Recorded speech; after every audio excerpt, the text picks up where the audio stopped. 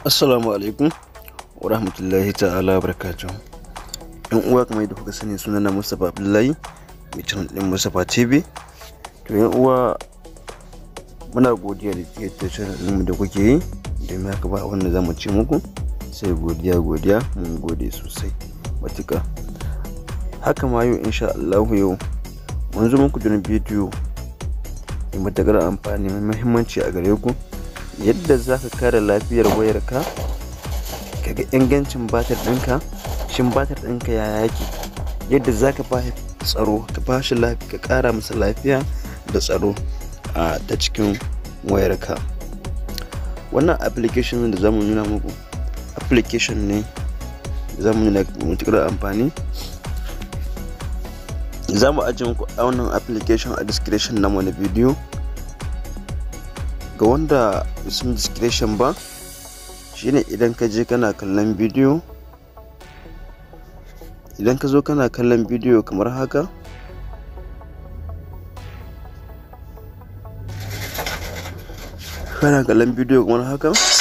shine za ka ga rubutu kamar haka, sai ka zo ka tausa rubutun. In ka tausa za ka ga bayani da wannan rubutun, an ce ga link ga sauransu da sauransu. Kana zuwa ka tausa wani rubutu, shine zai ka wurin downloading, sai ka je ka downloading wannan application, ka je ka gudanar da aikin da muka ce za mu yi da cikin wannan application namu insha Allah. Application sunansa kamar haka, shine Battery Life. Kana zuwa ka shiga ni ga application din nawa, da za mu nuna muku yadda muke downloading. To application ne ya zanto ba a samun shi a Play Store, sai dai a browser. Kana iya ka zo ka searching a browser ma, ka rubuta Battery Life, sai ka je ka yi searching ɗinsa, ka yi downloading ɗinsa a browser, ba application ba. Amma to za mu ajiye muku shi a description insha Allah da wurin comment. Sai ka zo ka shiga, kana shiga shi ne zai nuna maka haka, yana searching,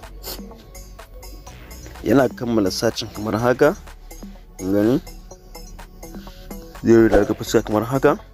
Shine a daidai wannan lokaci ya ce mu a haka yanzu waya na zai iya kaiwa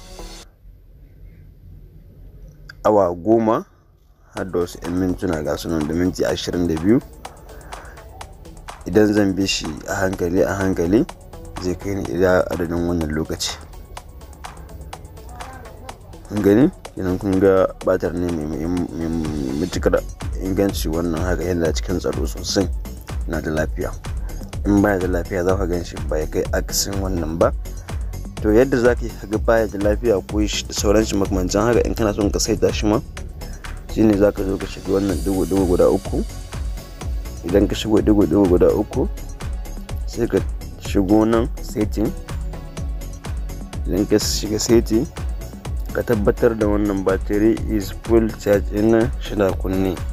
Wannan shi kuma notification, tabbatar da yana kashe. Duk yadda ka gani kamar yadda ka gani na waɗannan, kuma ka saita na haka duka, ka tabbatar da kowanne yana saite haka kamar bayanin yadda nawa yake saite. To haka za ka tabbatar da lalle batar ɗinka yana da lafiya matuƙa sosai. Gani sai ka zo ka shiga kamar haka, shigo wannan shi ma ka tabbatar da yana haka. Wannan keyboard din za ka iya cire shi ma, ko kuma ka ƙara ada wani, ƙara ka shiga.